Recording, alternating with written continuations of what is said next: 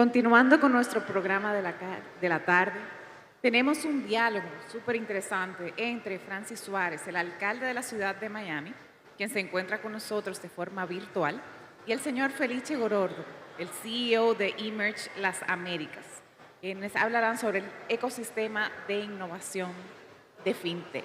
Good afternoon, everyone. Buenas tardes. I am Felice Gorordo, CEO of Emerge Americas, and I am honored to participate in this year's Foro Global. Before anything, I want to thank Presidente Leonel Fernández, la Fundación Global Democracia y Desarrollo for hosting us and convening such a distinguished group of leaders for such a timely discussion on el futuro del dinero. On a personal note, I also need to share my deep appreciation and admiration for President Fernández. Felt fortunate to have first met President more than 20 years ago, and feel truly privileged to have witnessed his steadfast leadership in action time and time again. I think we all agree that his leadership and his vision for the future remains badly needed on the global stage, and we thank him for continuing to promote the discussion and debate on ideas that will advance democracy and sustainable economic development here and around the world. For those unfamiliar with Emerge Americas, we are a platform focused on transforming Miami into becoming the tech hub of the Americas.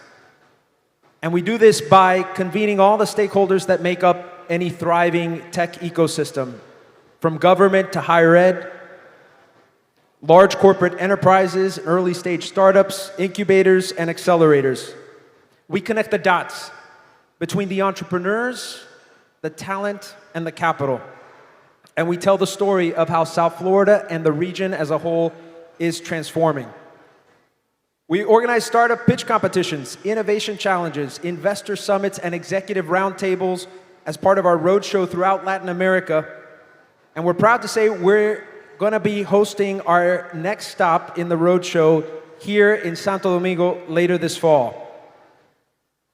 Every spring, we also host a global technology conference at the Miami Beach Convention Center, which draws more than 20,000 attendees from over 4,000 unique companies.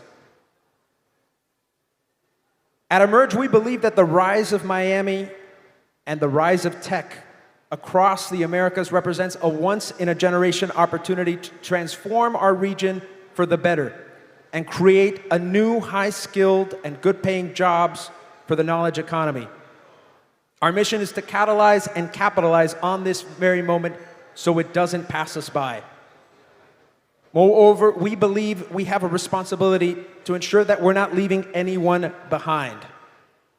And thanks to a great extent because of the leadership of our next speaker, Miami has undergone a transformative and exponential growth, especially in tech and in venture. To help us unpack some of the lessons learned and how Miami can be a model for the cities and ecosystems aspiring to do the same, please join me in welcoming the City of Miami Mayor, President of the U.S. Conference of Mayors, and Emerge America's board member, and my good friend, Mayor Francis Suarez. Felice, it's great to be with all of you, and thank you so much for this invitation. Thank you to the former president for this opportunity to share with you all the wonderful things that are happening in Miami and why we think it's transformative, not just of this country, of the United States of America, but of this hemisphere and potentially the world. Thank you, Mayor, and thank you for joining us. I know we don't have a lot of time, so jumping right in. A lot has been written about Miami and the transformation it has undergone over the course of the last 2 years. But this didn't happen overnight, and you're quick to remind folks that this would not have been possible if it were not for the blood, sweat, and tears of leaders both in the public and private sector over the course of the last 20 years. But you've also said that this isn't a moment, it's a movement, and I couldn't agree more. But there's no question that there was a tipping point, and your leadership was pivotal in ensuring Miami could capitalize on the momentum and interest from so many who wanted to relocate during COVID. And in December 2020, you famously tweeted, "How can I help?" to an investor from a well-known venture capital fund when he posed the question, what if we move Silicon Valley to Miami? Mr. Mayor, walk us through that exchange and what steps you took and your administration to make sure you could realize that vision. Well, Felice, as you mentioned, the How Can I Help tweet was a moment in time, but you have to sort of go back 10 to 15 years and realize that there were many leaders in our community, including the creator of Emerge Americas, Manny Medina, and his daughter, Melissa, that we both have an opportunity to work with, that saw the need for a mature ecosystem, technological ecosystem, as a means of creating prosperity for more and as a means of survival, really, of an existential survival for a city going forward. And so with their leadership and many others, we started creating this technology ecosystem. We did it by creating Emerge, which is a large tech conference. We did it by funding incubators and accelerators like Endeavor Miami and 500 Startups and Venture Hive, et cetera. And then, as this Web3 inflection was happening, this sort of transition from the industrial world to the digital world, that was sort of happening in a moment in time. All of the energy, all of the planting and seeding and watering that was done to create the foundations of an ecosystem got a tremendous shot in the arm. We call it a direct IPO, right? We were able to go from friends and family funding, seed funding, all the way to an IPO overnight, and that's the beauty of the disruptive world that we live in. That you can scale incredibly fast if you get ahead of these disruptive opportunities. Amen, amen. And one of the things that I remember right after that tweet was you organized a Zoom because this was still during COVID, so we couldn't all come together, but you did it virtually, and you brought together all the Miami tech leaders, all the local investors, entrepreneurs, even the university presidents. And you asked them for advice. But you also asked them to lend in and help you realize that vision that we all wanted to make real. I honestly think that's probably one of the best Harvard Business School or Kennedy School case studies, if there isn't one already, on how to galvanize public and private sector support to realize a common project. And I know you've institutionalized a lot of these efforts and this work in Venture Miami. Can you talk to us a little bit about what is Venture Miami, how does it work, and how can public policy leaders and other ecosystem leaders learn from that to help do the same in their cities? Well, as you said, after the How Can I Help tweet, which sort of went viral, it got 3 million impressions, I decided that there was something here, right? That this was this sort of moment that we wanted to sort of take advantage of. And I tweeted myself 800 more times in the month of December.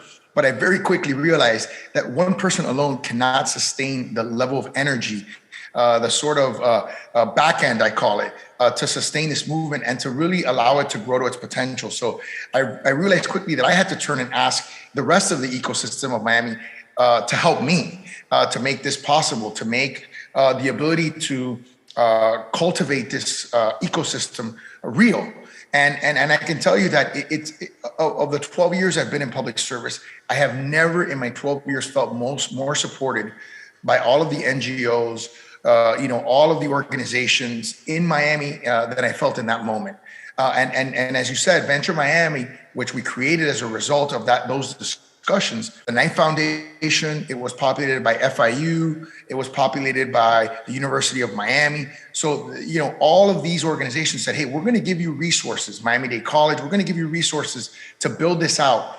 And once we were able to do that, and we had a phenomenal leader in Saifi Shuf, who's now working with us in Emerge, once we were able to build that out, we were able to show that the gains, right? And we showed it in terms of the high-paying jobs that we created. We showed it in the assets under managed companies that moved to Miami. We showed it in the increase in our venture capital pipeline. All of the metrics that we talked about 10, 15 years ago, when Manny was creating Emerge, and we were helping to fund it at a very small level. So these were the things that we wanted to see move in a macroscopic way. And we were finally starting to see that because we were cultivating it at a more macroscopic level. Absolutely, and cultivated you have.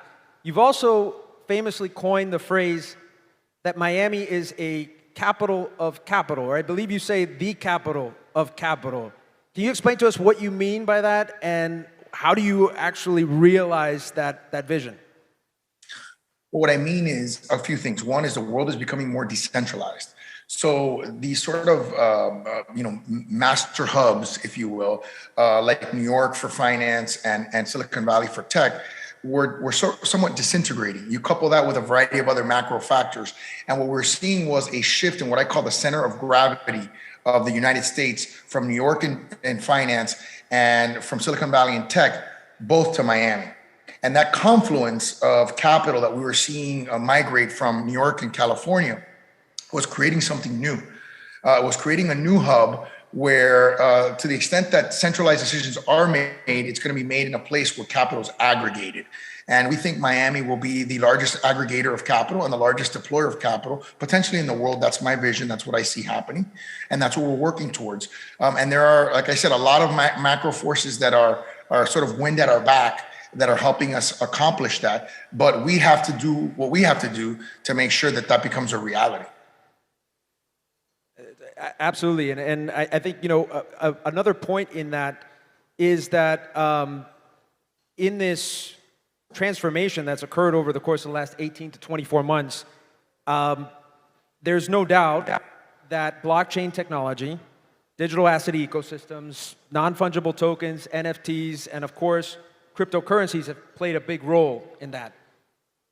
But you have also been quick to respond to those who are bearish on crypto, that even though there are going to be highs and lows, gains and losses in the short term, we need to stay focused on the long-term applicability of these technologies. For folks who are new to this space and looking to get involved, and for those who are decision makers, especially other elected officials, how would you recommend that they get started in this space if this is something new? And how particularly have you gone about educating yourself and becoming, I think at this point, pretty much an expert in all things blockchain and crypto? Yeah, I feel like in the last couple of years, I've gotten a PhD in a lot of these technologies. Certainly, connecting in the right circles with people who are experts, listening. Obviously, I've read a tremendous amount in the space. I was part of the Florida Blockchain Foundation, when the CFO named me on behalf of the state of Florida, the Florida Blockchain Task Force as well. So, I've gotten involved in things that are going to increase my knowledge sphere. So I would recommend that people, obviously not only just Google things, but read books on the things that they, that they are passionate about. I think it's a lot more intuitive than what people think. It's really the digitization of our society. It's really taking all these analog assets and making them digital. So it's not as complex as people think. For some reason, when you transition from something you can touch to something that only you can see, it creates a lot of confusion for people who are used to that legacy system. But the truth of the matter is, money is still money, or stores of values are still stores of value, things that you exchange. Art is still art. It's just in a different form. Contract, there are things that are evolutions, right? Like the smart contracting concept, where contracts will do if-then functions, right? As opposed to a static contract that you just look at the words on the paper and you interpret them, and a judge will have to decide who's right and who's wrong. You can build functionality into contracts now where if something happens, then something else happens. And so that is a part of the evolution of computers thinking more, being taught to learn, being taught to think, quantum computing. Then, of course, cybersecurity becomes a big issue, because you have to make sure that the data that you're aggregating is protected, because data is going to become, one of the most sought after and valuable pieces of information. Absolutely, absolutely. Yeah, another thing I know that you're very passionate about is talent development and learning from the best of the best. And all the major technology hubs at a global scale do a great job of not just attracting great talent, but cultivating their own homegrown talent pipelines. Can you talk to us a little bit about what you're doing in Miami with Miami's universities and colleges to help build out our own homegrown talent pipelines? Yeah, look, I think first you have to recognize that talent will go where there's opportunity, right? 95% of the people that live in Silicon Valley were not born in Silicon Valley. So, talent migration is something that happens based on capital migration, right? And so I think the fact that capital is migrating to Miami, we're seeing that we're number one in the nation in tech job migration, right? In addition to tech job growth. But I think it's important that we cultivate our own talent, right?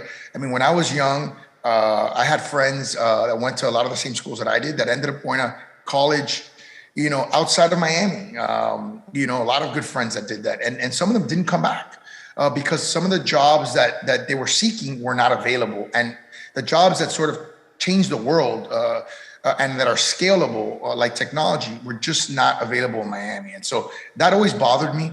And it always sort of left me feeling like, people are being separated from their families and they're not getting an opportunity to be reunited. So that's something I focused on with the university system, the current university system, to try to reinforce it. The Knight Foundation has been a huge participant in that.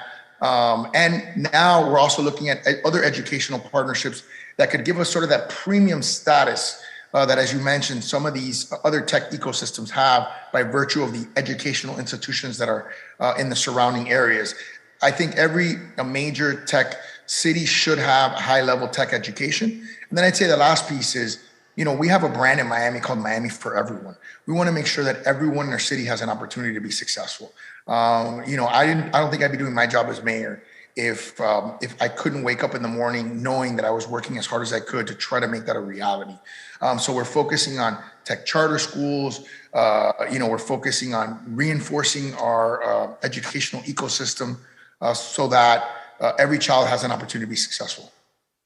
Amen. No, and I think, another, if we're unpacking the secret sauce and the recipe that goes into the Miami success story, I think another really important element of this has been your overall communication strategy. You're undoubtedly the best ambassador and evangelist that we have for this vision that we all are striving to try and realize. Talk to us a little bit about how you've gone getting the message out, changing the narrative also about Miami, and being able to also bring folks into the conversation that typically have not been part of it. Yeah. I kind of backed into that strategy. I think, I was the first person to get COVID, ironically, on March 12th, 2020. And a good friend, who's someone I really listened to, gave me an idea to do a diary, right, for every day that I had COVID. And my social media just exploded. And the transparency and the connectivity and understanding what the portal of social media could be used for, was very powerful. It sort of resonated with me. And then I think the second part was, to change a reputation, it takes time and it takes repetition. If you want to change a reputation from being someone, who was young and sort of daring to someone who was a little more serious and studious, it takes time. You gotta be serious and studious for a long period of time before people start to say, I wonder if that person has changed. So I think part of the whole Cafecito Tech Talks, which were, having this podcast that was free and that told the Miami story, because people come see me constantly. And I wanted to open that up. I wanted that level of transparency to open that up to my viewers, to those who don't have an opportunity to be in the room when I'm meeting these incredible people and share their stories, the Miami stories, with the general public. That's given me an opportunity to really communicate this at scale and help change the reputation of Miami. Amen. Absolutely. Last but not least, because I know we're limited on time, today's forum is titled "The Future of Money," and FitTech is definitely the leading vertical for venture capital dollars invested in South Florida as well as across the Americas. Can you share us with what you think is the future of money and how the region as a whole should position itself to capitalize on what that future entails? Yeah. So first of all, we've seen a 2,000% increase in investments in blockchain companies in Miami in the last couple of years. So that's unbelievable, which also shows the appetite for investments in that ecosystem. So that's part of it. I think the other part is, look, when we're seeing rampant inflation, when we're seeing a Fed has to combat that with increasing interest rates, it makes you wonder what is the best system, right? And I think, we can debate whether, Bitcoin should be at 20,000 or 30,000 or 50 or 60,000. I think the fact that it's at 20,000 times more valuable right now than the base currency of the world gives you an indication of how the market prices one system versus another. That's the way I look at it. And I think it's interesting that one system is open source, it's transparent, but it is, and was created by human beings, but it's not human manipulated, versus another system where, the biases of people, their desires to want to affect a certain outcome that may be beyond the monetary system influences their decisions. And so I think that's what we're going to see play out over the next few years, and we'll see the sort of the benefits and the detriments of both systems. And who knows what will happen? Will they merge? Will we have both systems running in parallel? It'll be interesting to see how it plays out. Thank you so much, Mr. Mayor. I know we had you waiting for a little bit, so we want to thank you for your patience, for being so gracious with your time and your insights. I mean, I think in summation and in summary, a couple things that I heard that's part of the secret sauce of Miami is definitely bringing everyone to the table, all stakeholders, being intentional about connecting those dots, and being also purposeful with the story you're trying to tell and evangelize. Absolutely. But none of this would be possible without great leadership. And so we thank you for your leadership. And we thank also President Fernandez for his leadership and La Fundación. Yes. And we look forward to continuing the conversation both here and in Miami at Emerge Americas. Thank you, everybody. Thank you, Mr. Mayor. Thank you very much, Felice. And thank you to the Mayor of Miami. We're definitely enjoying his sharing of his best practices and his experiences in his city. It's definitely going to be one example to follow. Next up in our program, lo siguiente en nuestro programa es la participación, las palabras del señor Brooke Pierce, quien es el chairman de la Fundación Bitcoin y también es un gran pionero de blockchain, inversionista de impacto y filántropo, con un amplio historial de fundación, asesoramiento e inversión en empresas disruptivas. Le damos la bienvenida al señor Pierce. Mr. Pierce, the floor is yours.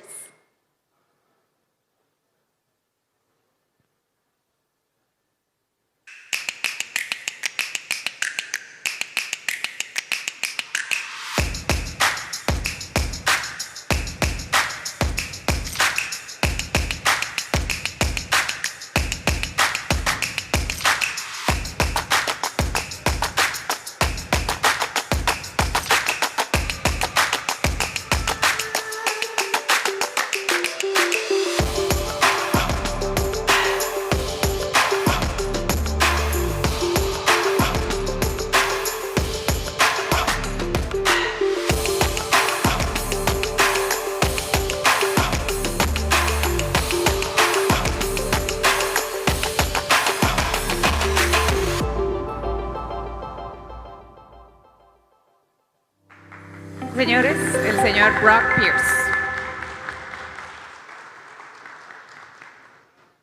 All right. Do we have a clicker and the presentation or no? Here we are. Is there a clicker? Well, good afternoon, Casa de Campo, Dominican Republic. I'm Brock Pierce.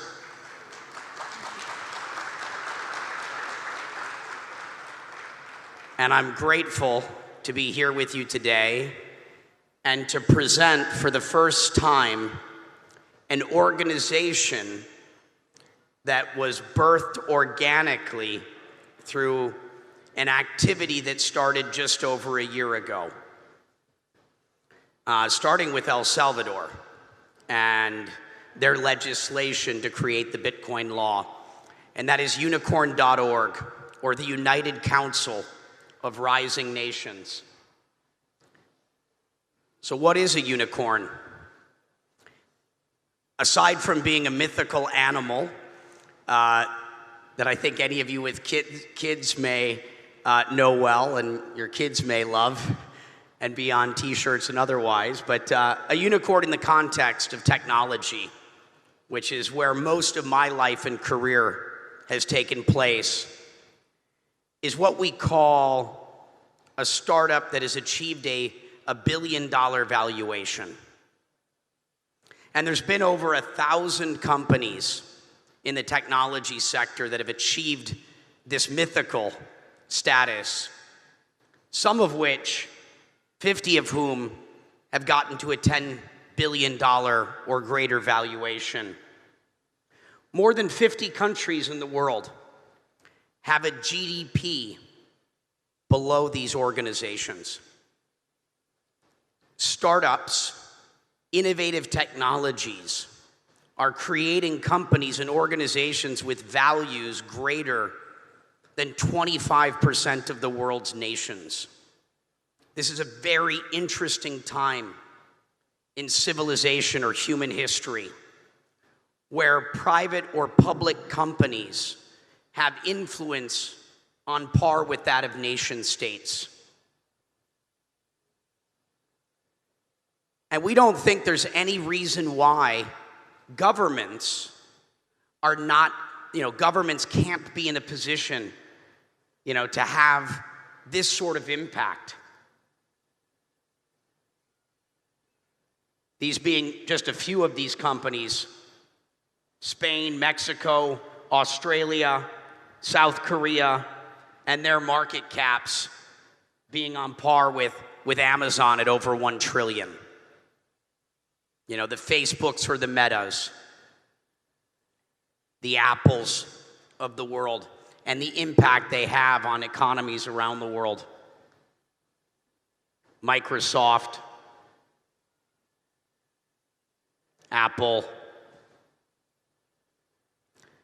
So the idea is that countries, if they become entrepreneurial, if they become startup nations, if they try to bring in entrepreneurial DNA into the governments and work with the private sector correctly, to use innovation as a tool for rapid and positive transformation, can't become unicorn nations or unicorns too.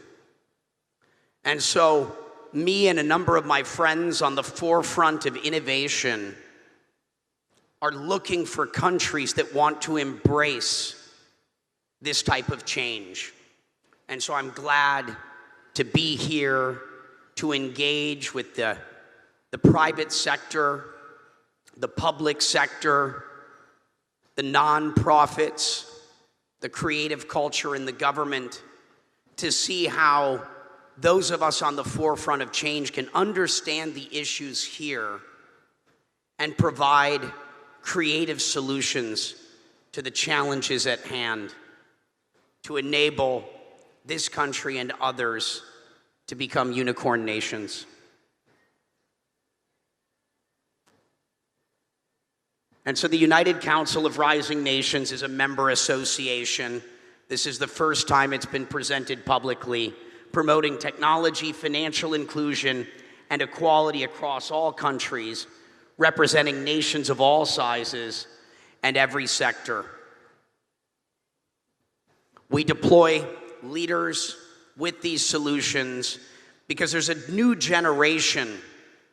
Historically, if you were on the forefront of change, if you had the latest and greatest in intellectual property or a product, you would typically go to the largest nations in the world with the biggest populations or the potential for customers and the highest GDP, because that's where the biggest economic opportunity would lie for you.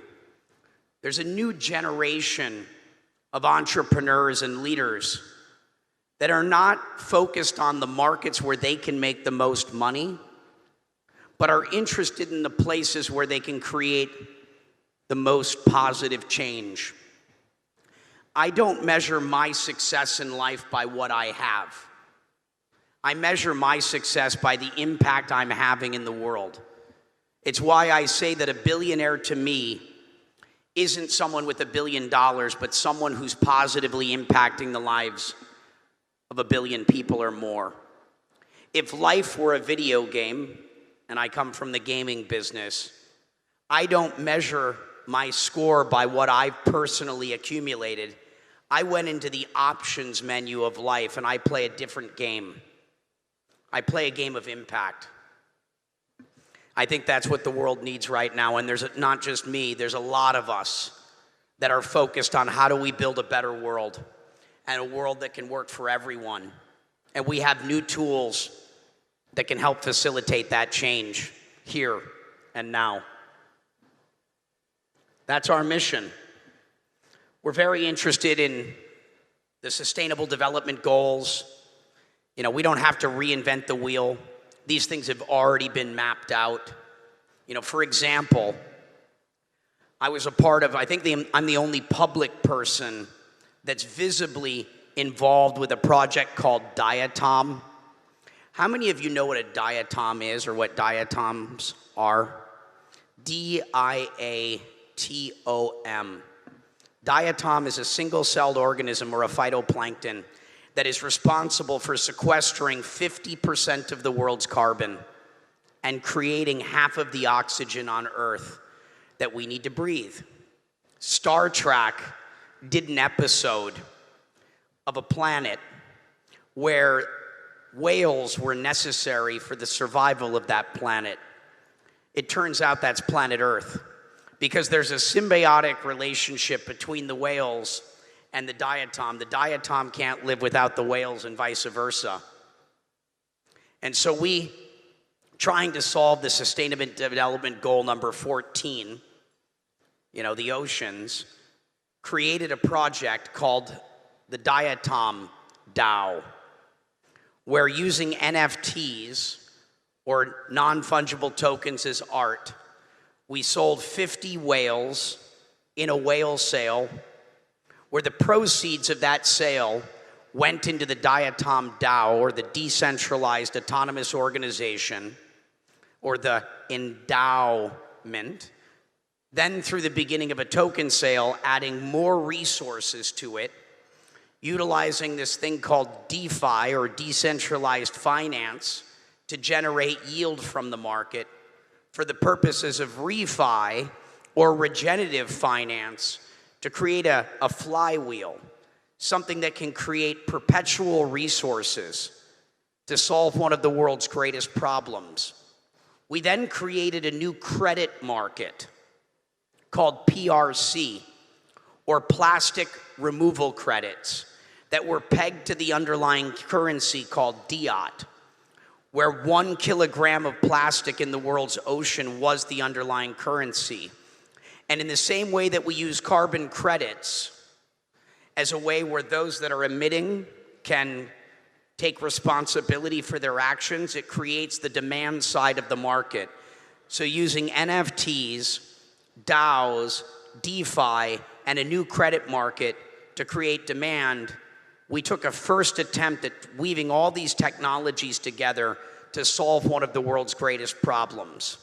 You know, that first experiment brought in its tens of millions. We hit the restart or reset button. These ideas will keep emerging. But there's a group of us that are trying to solve the world's biggest problems using innovative new ideas. And a lot of these things could take place here. We had also created a game where if you identified large amounts of plastic in the ocean, you tag it or you grab it and you bring it back to a port and receive that digital currency for it. This is just the forefront of change, and we're going to continue to work our way through all of these issues. So this is the concept of thinking outside the blocks. You know, and this isn't just about cryptocurrency. It's about how do we upgrade our energy infrastructure in a way that can create a world that persists for the generations that follow. New forms of telecom infrastructure. I'm part of a project called Skydweller. We have the world's largest drone in the world. It's got the wingspan of a 747. It won the world record using solar power to traverse the entire planet. It holds about an 800-pound payload of telecom equipment. It's basically a flying cell phone tower, and that's coming to the Caribbean. to be able to provide ubiquitous access to telecom, even in rural areas at low cost. You know, this is a technology that can be brought here, for example. How do we upgrade supply chains? Hunter, who's here in the audience, built the free trade economic zone for the government of Dubai, I think increasing their GDP by 6%. And there's all sorts of stuff in terms of how technology can create efficiency in our supply chains. Certainly in the context of food, there's a famine coming because of the disruption of what's happened between Russia and the Ukraine. Fortunately, the grain is going to flow, but the accelerant or the fertilizer that was needed from Russia, the Belarus, and the Ukraine didn't get to where it was needed. Winter is coming, and there's a lot that can be done to create efficiency in supply chain to make sure that food gets to the places that are needed. Certainly, island nations where food security should be at the top of your list. The DR, I'm not concerned about as much as I am other places in the region. Obviously, healthcare. Real wealth is health at the end of the day. Our systems of education, finance, trade, taxes. These technologies are not just about the future of money. Technology, in the same way that the internet has impacted every industry, all of our lives, and now all of our institutions, are going to continue to create change, right? Change is a constant. It's not if it's going to happen, it's how we react to it, right? That is our responsibility, our response to it. And so I'm glad on behalf of our organization to be able to come here and to begin a sort of reconnaissance mission to better understand the issues in the DR and how we might be able to provide innovative solutions to work with you and the future of your country.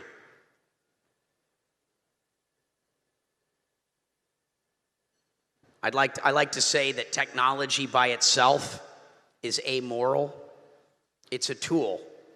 It's neither good or bad.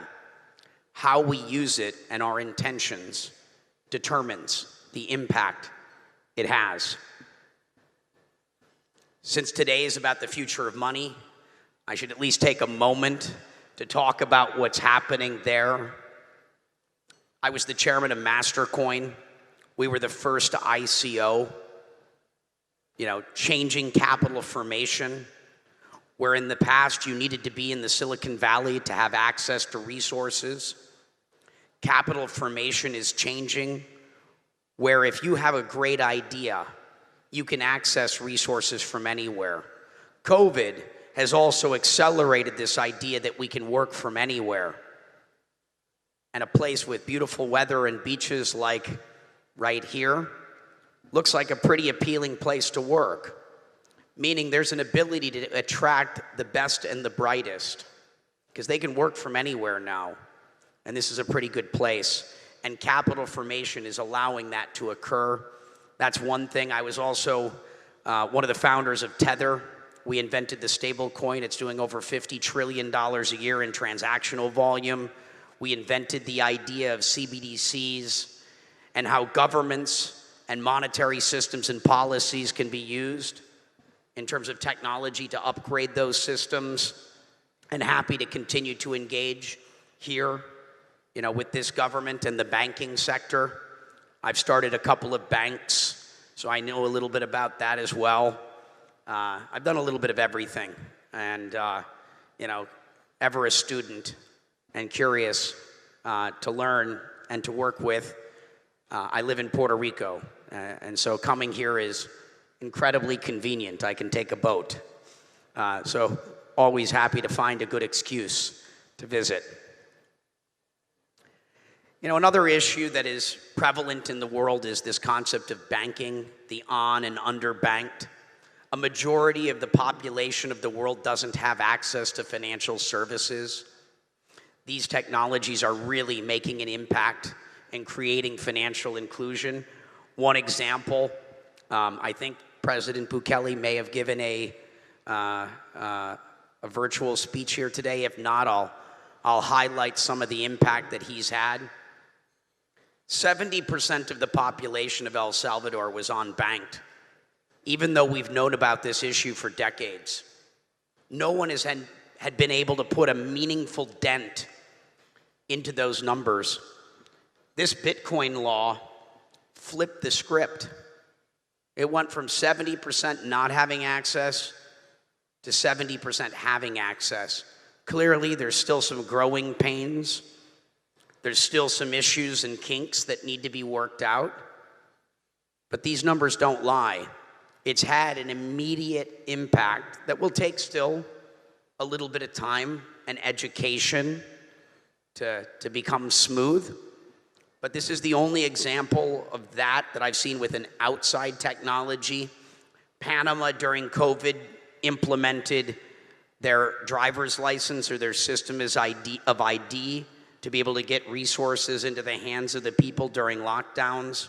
Another interesting example. In Africa, Kenya was the leading market in the world in terms of payments infrastructure. They used prepaid minutes as a form of currency to create financial inclusion. It was cell phone minutes or the telco standard. Obviously, places like China have become very advanced by using their messaging systems, as well as South Korea. So there are multiple solutions, and they exist, and every single one of them involve technology, and happy to continue to be a resource of knowledge for it. Right now, this is a hot topic, legislation and regulation around the world. And from my vantage point, I just see governments competing right now to implement innovative legislation to attract the agents of change. I've got over 40 governments trying to get me there to advocate and understand. I can't move around fast enough. This is easy, it's convenient. I'm sorry to everybody in Africa. It's a little easier to get to Central America and the Caribbean, and so I've prioritized you out of convenience. But there's incredible demand because the early impact of passing innovative legislation, even if it's meaningless, right, in the beginning, it's not about landmark legislation. You don't have to do anything at this point. In the future, you will. Anything big or bold. Right now, just something small sends a signal to the world's, the builders of the future. It sends a signal that you have a government that is interested in innovation, that is interested in engaging in conversation and wants to learn. The bar is incredibly low right now to attract agents of change. The bar will continually get higher because there's not that many of us. We can't be everywhere. And Puerto Rico, from my vantage point, is the center of the world. It's the capital of intellectual sort of innovation in this area. So very easy to attract those people, at least for day trips, to come over.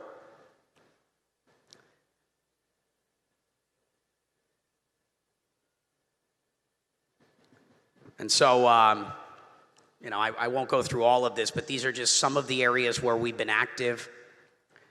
This is CZ, the founder of Binance, one of the wealthiest people in the world in a very short period of time, with the ambassador of El Salvador to the United States. We've led multiple missions there.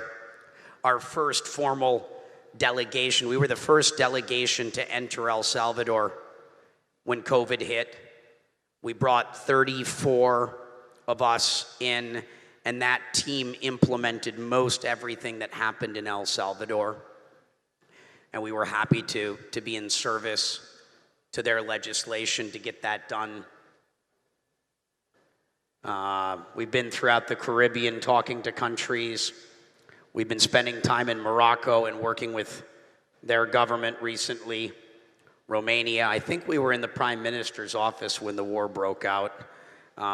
Obviously very sad, everything happening in Eastern Europe right now, Ecuador.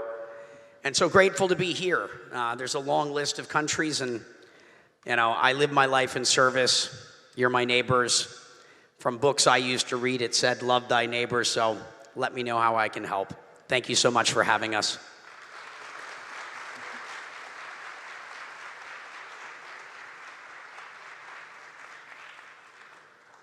Yeah, I think we've got, we're going to go through a few questions, so if you have a question for me, please raise your hand. Someone is running a microphone around now.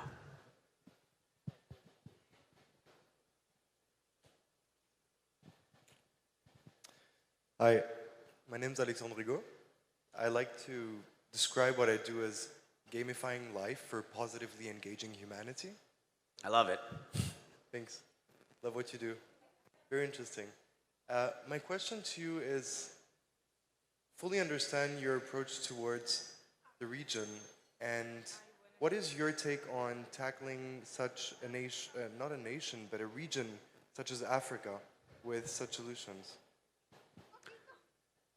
Well, as a region, the Caribbean is an area that I'm very interested in as a sandbox, right? These are, in some instances, very small countries that can implement innovative ideas very quickly because of the size, and an opportunity to create roadmaps that others can utilize at a larger scale.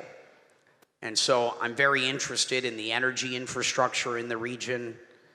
Importing fossil fuels to create energy is fairly expensive. We have abundant sunlight. Again, the ability to implement financial tools, to access credit. There's a lot of stuff that can be done here, and it's just very easy for me to move around.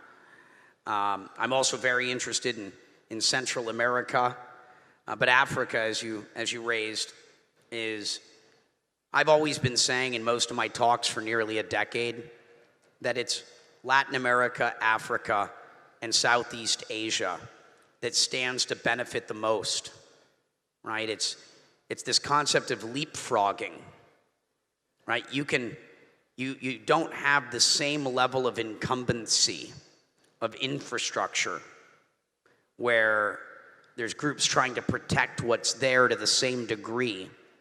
And so there's an opportunity to jump ahead of the developed world, right? To have the latest and greatest.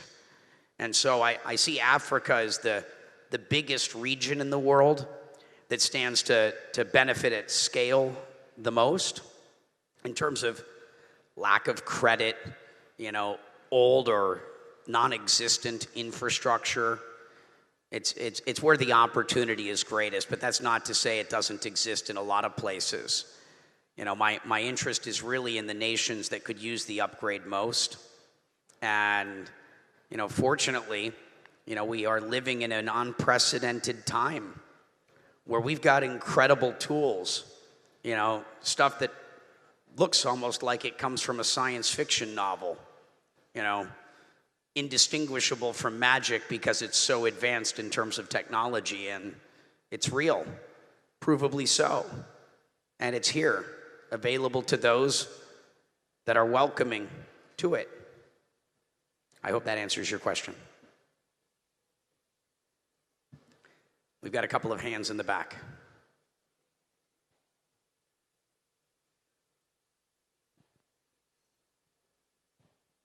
Good afternoon, Mr. Pierce. I have a question.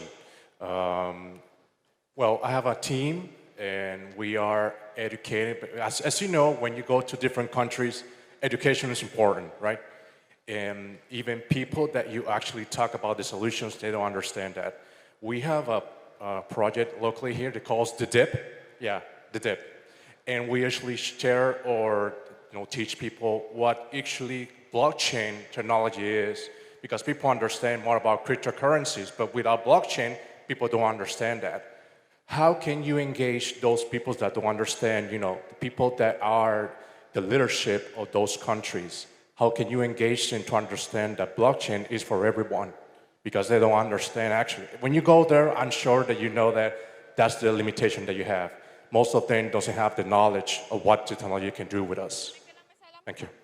Yeah, I mean, change is hard, right? We all deal with it, even at an individual level, right? Change is challenging. The status quo is generally easiest because fortunately for most of us, I assume all of us in the room, it's quite comfortable.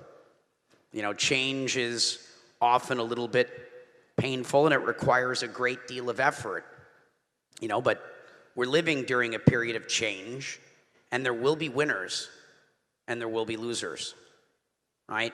I think that, as a government, it's easy to fear that which we don't understand, and we conquer fear with knowledge. It's our responsibility to take the time to be informed so that we can represent our people and our nations as best we can. It isn't that hard. It does require some effort to learn.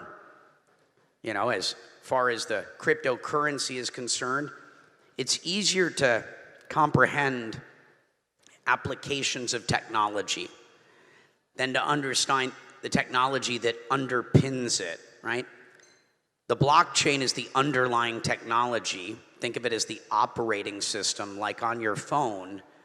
And cryptocurrency was just the first application. It's just a new type of database, a database that brings security.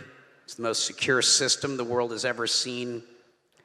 It brings transparency when desired to markets that could often use it because that brings greater accountability, right? It brings speed and efficiency, all really good things that ultimately are unstoppable, right? When something comes along that is so much better than what's currently there, it is inevitable.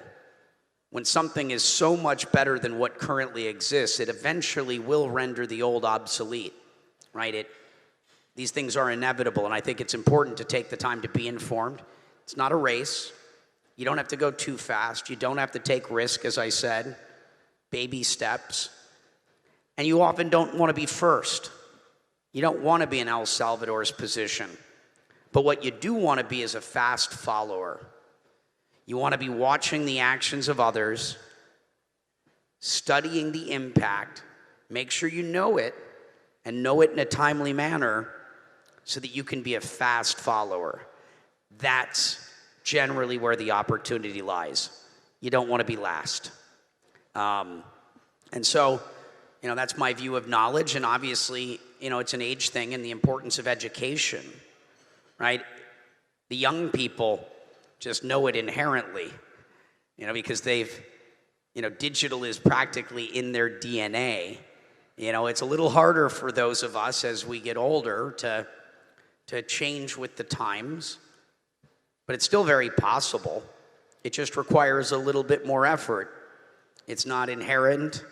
It doesn't come automatically, but there is nothing happening right now that is so complex or difficult that you won't figure it out. It's just requires a little bit of effort. And generally, the best advice I give people is, if you haven't done it, how many of you own any cryptocurrency? Okay, looks like about a third of the room put their hand up. The easiest thing to do is just go buy $20 worth of Bitcoin, or 10 if that's too much, or 5 if that's too much. That's step one. It's not a financial investment. I've never encouraged people to invest in anything other than yourselves, to invest in your own knowing. That's step one. You'll learn, the lesson you'll learn is perhaps priceless. And it's $5, $10, $20, the price of a drink, or a bottle of wine, or a glass, depending upon where you are. And it'll equip you for the future. And begin your journey of knowing. Hopefully that answered your question thoroughly. Hi.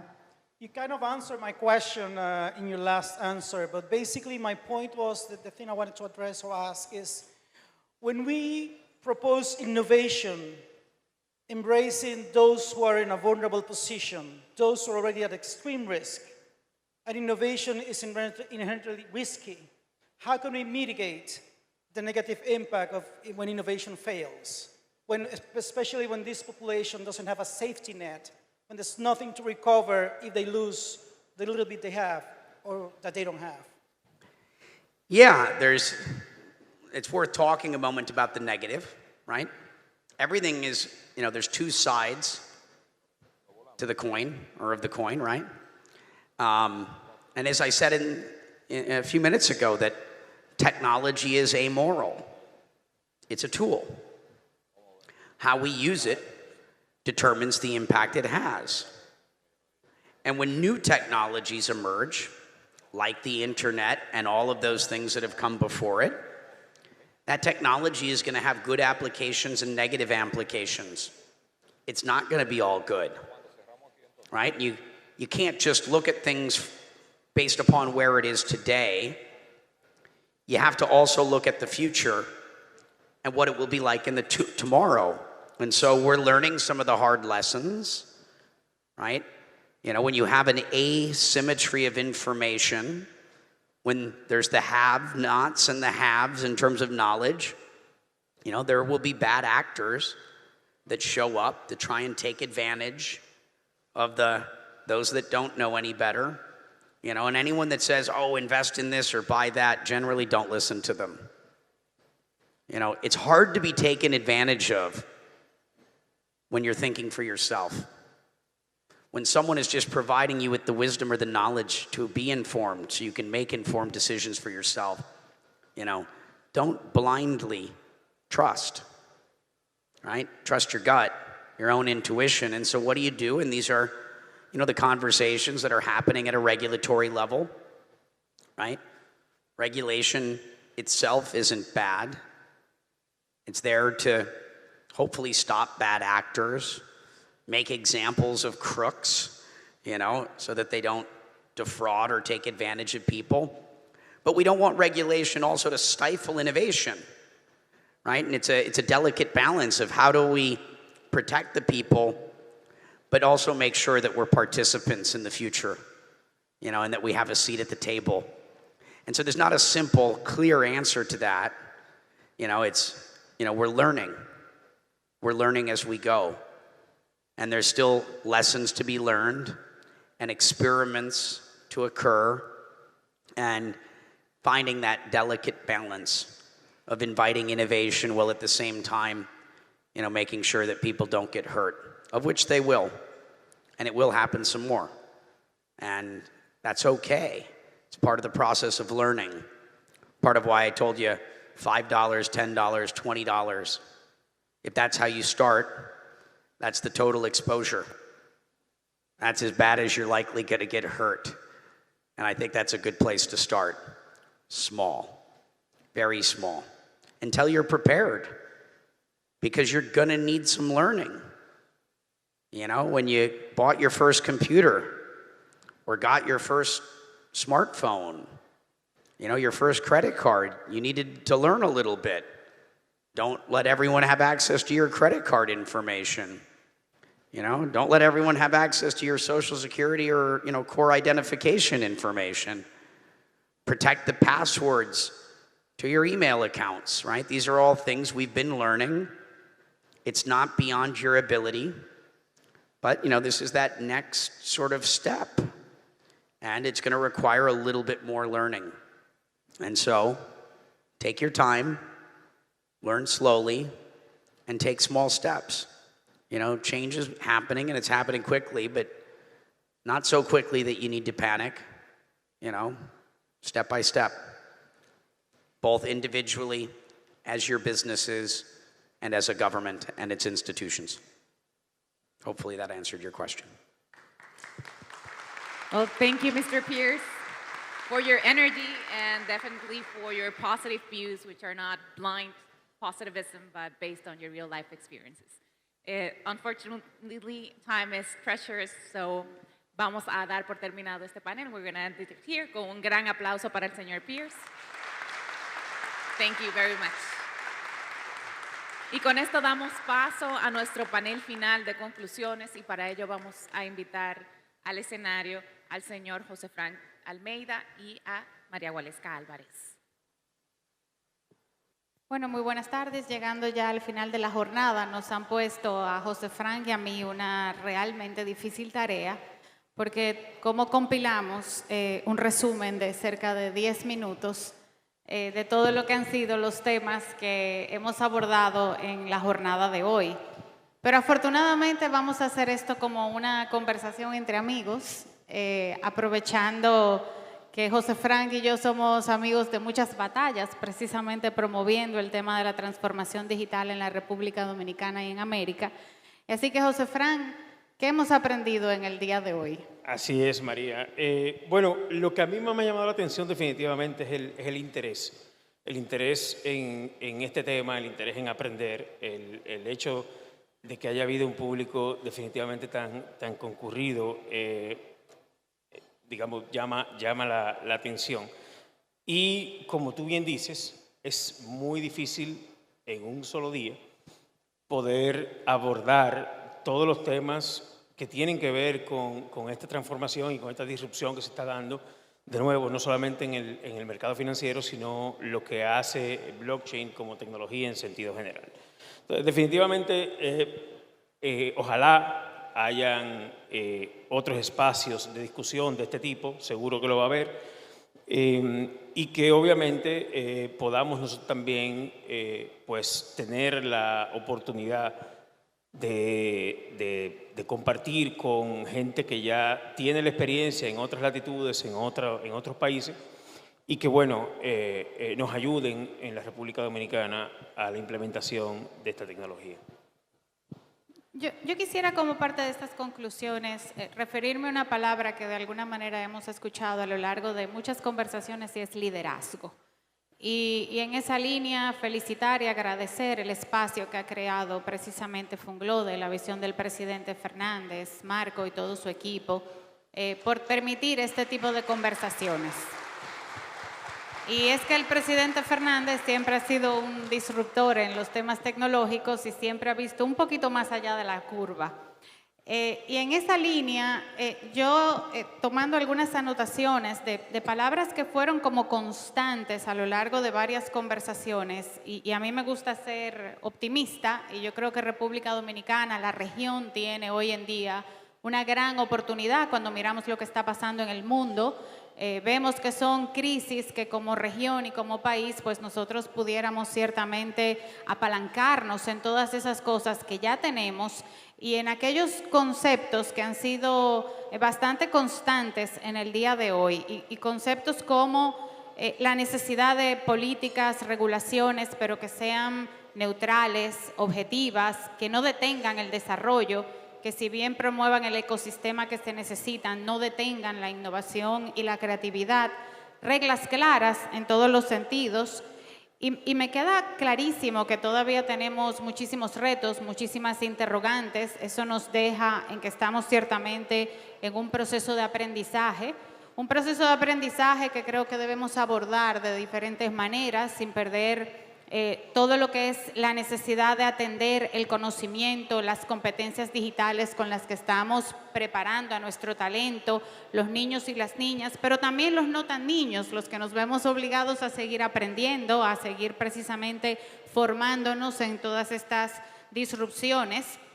Yo creo que es necesario abordar esta conversación desde lo que es el blockchain y de lo que son las criptomonedas. Yo creo que hay muchísimos matices que aclarar. Este tipo de espacios permiten una mayor profundidad sobre ello. Y yo creo que no hay duda de que hay muchísimas oportunidades, hay retos, definitivamente hay grandes desafíos, pero yo creo que son desafíos que podemos abordar si tenemos la voluntad para hacerlo. El liderazgo y definitivamente una conversación abierta, constante y clara como la que se ha tenido en el día de hoy. Definitivamente, María. Otro aspecto importante que lo mencionó el señor Pierce hace unos minutos, es que la tecnología es un habilitador, más que nada. Y eso es algo que nosotros siempre lo hemos hablado en diferentes foros en los que hemos estado, incluso María y yo juntos. La tecnología es un habilitador y lo que se haga con ella depende de las decisiones que nosotros tomemos. Entonces yo creo que también es importante ese foco, el foco de cómo, hacia dónde la dirigimos. Yo creo que el señor Pierce también dio algunos casos de uso interesantes. En los paneles se dieron algunos casos de uso interesantes. Aquí hay personas que son hacedores de leyes, por decirlo de alguna manera. Ahí está el empresariado, está la clase política. Yo creo que hay definitivamente un foro en el que se puede discutir este tipo de cosas y son los agentes de cambio que en definitiva necesitamos para que esto se dé. Otra de las cosas interesantes o una de las ponencias bastante interesantes y sobre todo balanceada, o para balancear, digamos, el escenario, fue la del señor Jim Reynolds, cuando explicaba precisamente lo que, en su opinión, era el Bitcoin. Y precisamente el hecho de que haya nacido como una herramienta de pagos persona a persona, no lo hace necesariamente un instrumento de inversión. Entonces yo creo que también son temas que fuera de lo que crea el entusiasmo por ver, como también alguien decía aquí, que alguien se puede hacer rico de la noche a la mañana, que no siempre eso pasa, no es así. Es también entender lo que hay de fondo con todo esto y las herramientas que se le da a la gente para que pueda pues utilizarlo. La jornada de hoy ha transcurrido sobre el futuro del dinero, pero yo voy a repetir una pregunta. ¿Cuántos de aquí han de alguna manera jugado con criptomonedas o activos digitales? Sin vergüenza, recuerden que estamos en un foro abierto. Sí, sí. Entonces, viendo la cantidad de personas que han levantado la mano, yo creo que una conclusión y también fue una constante en varias de las intervenciones es que estamos en el presente y que ese futuro en el que nos han invitado a reflexionar pues obedece mucho más a cómo realmente empezamos a facilitar y a reorganizar este ecosistema para promover ese uso positivo y tomar como país las decisiones de cómo realmente hacer uso de esta herramienta que ya se encuentra entre nosotros, que cada día es mucho más creciente y que llegó para quedarse. Y yo creo que eso es una conclusión importante que sacamos de esta jornada. Aquellos que en algún momento han tenido la duda de si realmente esto es algo transitorio, de modo pasajero, yo creo que hay información profunda de la que hemos visto en el día de hoy que nos da una corriente importante de que somos irreversiblemente digitales, que los activos digitales llegaron para quedarse y que se trata un poco de cómo con ese liderazgo y este tipo de conversaciones realmente somos capaces de encauzar y de guiar este proceso y definitivamente hacerlo de una manera más organizada y mucho más orgánica que lo que venimos haciéndolo hasta ahora. Es así, definitivamente. Y cuando tú ves, por ejemplo, lo que pasó en la pandemia, muchas de las cosas de las que hicimos o cómo avanzamos desde el punto de vista digital en la pandemia fue prácticamente empujado por esa necesidad de que teníamos que seguir operando, teníamos que seguir construyendo como país y nos vimos en la necesidad entonces de pues digitalizar procesos que antes para nosotros no era posible o no se quería o no se podía adoptar o que se le tenía, para utilizar una palabra que se mencionó mucho aquí, no se le tenía la confianza suficiente. No había la confianza para digamos, utilizar todo el mecanismo, los procesos digitales. De nuevo, no solamente en el sistema financiero, sino en varias industrias que tuvieron que al final trabajar remotamente. Nosotros tuvimos varias experiencias en las que tuvimos que asistir clientes de manera remota completamente, cuando quizás el cliente o nosotros mismos no estuvimos preparados para ello. Entonces, sin duda, esto es un cambio y como bien dice María, llegó para quedarse. Ojalá que no sea definitivamente forzado, sino que tengamos el tiempo suficiente para aprender, para implementar y para adoptar. Ya para concluir, yo quiero compartir con ustedes algunas notas que tomé de conclusiones que fueron, vamos a decir, repetitivas en varios de los oradores y de los panelistas que nos acompañaron, que de una forma u otra decían, yo creo que tenemos que tener un poco más de tolerancia al fracaso. O sea, la tecnología definitivamente es una herramienta, es algo muy volátil. Hoy estamos hablando de blockchain y criptomonedas, mañana seguro vamos a hablar de otra cosa. Así que yo creo que el tema de la tolerancia al fracaso es importante, aprender rápido. Alguien decía fast followers. Yo creo que estamos en tiempos donde hay que evitar parálisis por análisis, donde encontrar ese balance y ese equilibrio adecuado, que es al que nos han invitado de alguna manera en muchas de las disertaciones, para encontrar esas regulaciones, esas políticas, esas reglas claras que generen ese balance y ese equilibrio que yo creo que es parte de la fórmula secreta para tener una sociedad competitiva y exitosa, pero que todo esto depende de un factor muy importante.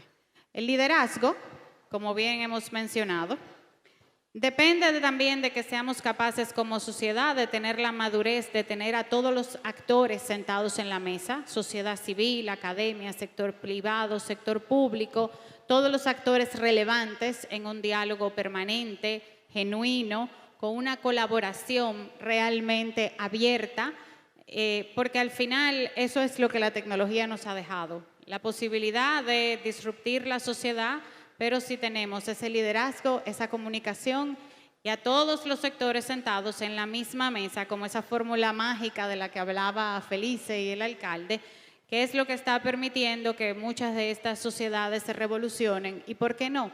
República Dominicana tiene todas esas condiciones y un poco más.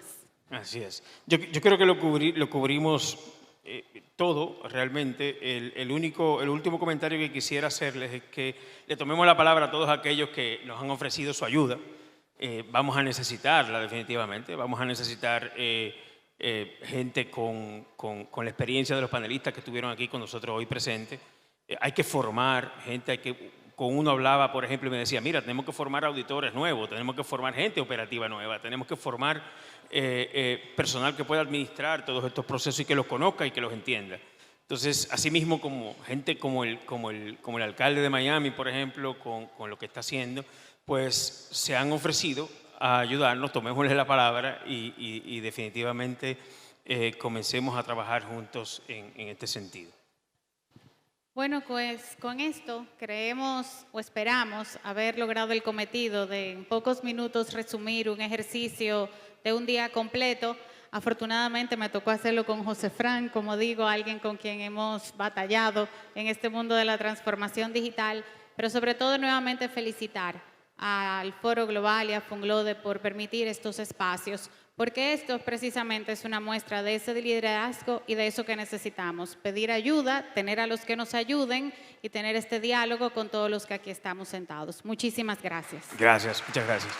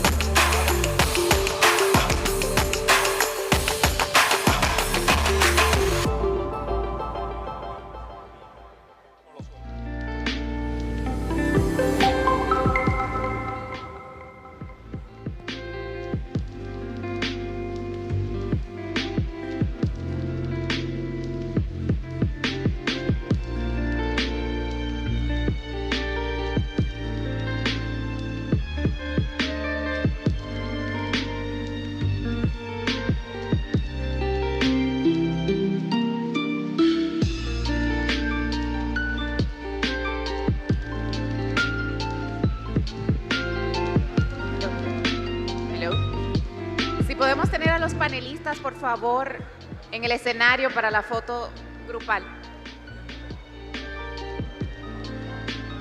If we can have all the panelists, please, here on stage for the official photo, that would be great. Thank you so much.